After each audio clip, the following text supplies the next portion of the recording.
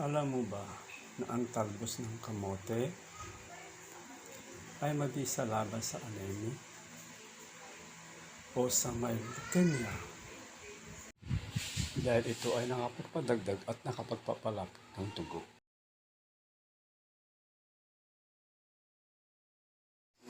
Alam mo ba na ang taba ng isda ay napakahalaga nito sa ating puso? Malaking tulong ito na maging maayos ang pagdaloy ng dugo sa buong katawan. Ang taba ng isda ay matatagpuan nito sa kanyang tiyan.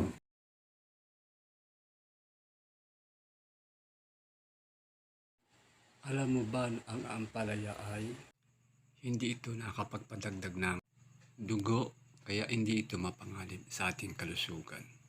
Dahil ang ampalaya ay malaking tulong ito na maging malinis ang ating dugo at maganda ang pagdaloy nito.